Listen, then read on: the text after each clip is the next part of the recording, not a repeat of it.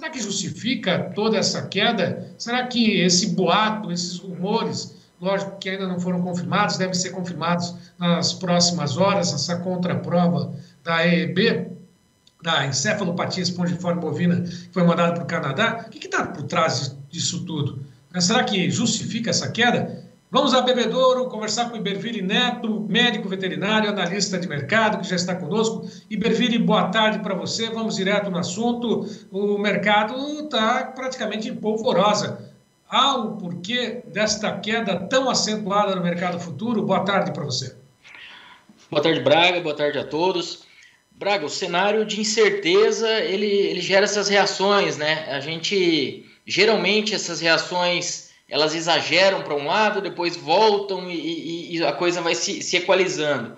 Eu não estou dizendo que o mercado exagerou nessa queda, porque acho que eu não a gente realmente direito, tem um ponto com importante. Áudio do Iberville aqui. Iberville, me perdoe, mas eu não estou te ouvindo direito. Gleidson, dá um ganho só no retorno do Iberville, porque eu não estou ouvindo o Iberville, não sei se quem está em casa nos acompanhando pelas mídias sociais também tem esse contato. Iberville, me ouve bem? Eu tô ouvindo, Braga, tá me ouvindo? Mas eu não ouço o Iberville. Eu não estou ouvindo o Iberville, viu, Gleidson? Mas eu não estou ouvindo o Iberville aqui no retorno. Realmente, Iberville, você me ouve bem? Oi, Braga, eu tô escutando. Eu vou tentar trocar o microfone. Não, melhorou, tá melhorando. Opa, agora sim. Melhorou? Melhorou. Agora tá ótimo. Obrigado, Iberville. Bom, a pergunta que eu te fiz, exatamente aquela que todo mundo está se fazendo. O que está acontecendo nesse mercado? O falso, ou aliás, o caso relatado do que pode ser um caso de mal da vaca louca é suficiente para poder derrubar o mercado futuro, como derrubou hoje, um dia mais curto de negociações? Braga, o mercado futuro, ele realmente ele trabalhou naquele modo de defesa, esperando o pior, né? Porque nós vínhamos com o mercado ganhando terreno, ali o mercado futuro, o mercado físico vinha mais firme, e aí, vamos dizer, o mercado está precificando, eu não digo que o movimento tenha sido completo já, mas ele está precificando que esse exame, né, essa contraprova vai vir positiva, muito provavelmente. Na verdade, o mercado está precificando isso, né? E aí, já esperando essa suspensão de vendas para a China, que é o nosso maior comprador. 62% da carne em janeiro foi para lá, e se a gente pegar uma referência de 2022, a gente exportou alguma coisa em torno de 28% da produção. Então, mais da metade vai para a China e em torno de 28% é exportado. Então, a gente está falando de 15% da nossa demanda, aproximadamente, né? Eu fiz a conta meio rápida agora, mas isso tem potencial para impactar o mercado. Agora, o que a gente observou em outras ocasiões, em 2019, 2021, foi que o mercado futuro, algumas vezes, ele foi demais, ele cedeu demais, e abrindo até oportunidades para quem queria fazer uma operação oposta, às vezes pensando na compra da reposição, comprar algumas arrobas ali. É claro que a gente não... isso não é uma indicação, até porque a gente tem que esperar o exame, tem que esperar esse movimento, mas não é difícil, não é improvável que esse movimento, depois de a poeira baixar, ele volte de uma maneira até relevante, sabe? Pelo menos em outras ocasiões isso aconteceu. E aí a gente tem uma outra variável, vamos dizer, partindo da premissa que essa contraprova venha positiva, a gente tem uma outra variável que é o tempo de suspensão. Então a gente tem que ver como que essa suspensão vai evoluir, quanto tempo isso vai ocorrer e ver como que a coisa se acomoda. Em 2019 a gente teve 13 dias, dependendo ali se for dia útil, mas 13 dias corridos de suspensão, e em 2021 foram 103. Então isso é um ponto, é uma variável que ninguém tem muito controle. Por isso a importância de a gente rever aquele acordo de 2015 de um alto embargo, no caso de uma BSE atípica, né? E aí é só para a gente deixar bem claro, não houve confirmação ainda dessa contraprova, então a gente está partindo talvez do cenário que na nossa visão seja o mais provável de ocorrer um caso atípico, né? Se a gente Bom, estivesse falando de um caso típico, sim. seria outra conversa, mas isso não está no radar pelas características do animal, pelas características do sistema de produção. Então, na nossa visão aqui, ou vai ser um caso atípico, ou realmente nem vai ser nenhum caso, que seria o ideal. Mas é algo a se acompanhar.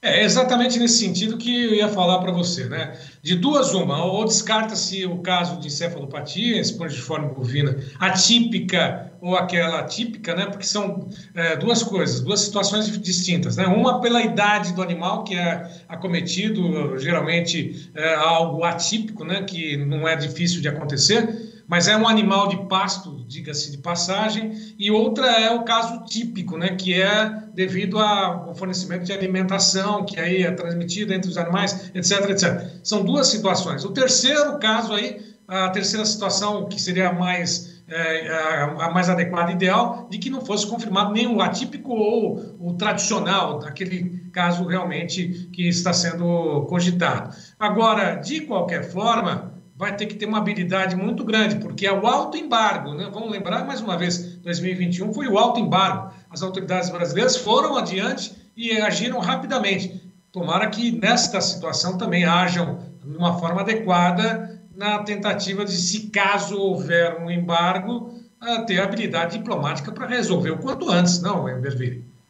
Isso, exatamente essa vamos dizer, essa volta do Brasil, entre aspas, volta ao cenário internacional que tem sido bastante falada pelo novo governo, é a hora da gente usar isso, né? Que esse bom relacionamento no cenário global sirva para efetivamente ajudar a cadeia da pecuária num momento que, se a gente confirmar esse caso, sendo um caso atípico, muito provavelmente a OIE, na sequência, já vai falar que a gente não tem, vamos dizer, que não houve alteração no nosso status, por ser um caso atípico, e daí em diante é só política. Daí em diante a gente tem que usar esse crédito todo que o governo diz ter no cenário internacional, e torcemos para que tenha, que não tem de forma alguma ninguém torcendo contra, mas vamos ver se realmente é isso. Tá, agora, deixa eu só perguntar uma coisa para você. Você acompanha o mercado há muito tempo, né? E às vezes você ouve das mais variadas fontes, as mais variadas informações, especulações do que o caso está ocorrendo nesse momento. Interessa alguém esse tipo de situação? Nesse momento, interessa um segmento ou outro esse tipo de caso aqui no Brasil? Alguém ganha ou todos perdem? Braga, eu tive vamos dizer, essa dúvida. Agora a gente está preparando um relatório sobre os últimos casos aqui, e eu tive a dúvida e fui ver a respeito da margem de comercialização da indústria nos momentos em que ocorreu isso, porque a indústria que exporta para a China definitivamente não tem interesse nisso, porque a China paga bem, compra grandes volumes. Mas eu pensei no que aconteceu com as indústrias que não exportam para a China, mas exportam, porque elas viram uma margem de comercialização, uma queda do preço do boi, né? Pelo menos no que diz respeito à margem de comercialização da indústria que exporta, quando a gente pega o preço da carne exportada versus o preço da arroba, houve uma certa melhoria em 2021, em outubro principalmente. Em 2019 o movimento foi muito sutil, a gente não pode nem dizer que houve um grande benefício. E aí a gente tem a questão do mercado doméstico, da melhoria de compra de matéria-prima, mas por outro lado também há uma sobreoferta de carne, então a margem no mercado doméstico não fica aquelas coisas. Então eu diria que não é bom para ninguém, não. Seria algo muito, na minha opinião, algo muito maquiavélico para ser considerado. Mas existem essas teorias, né?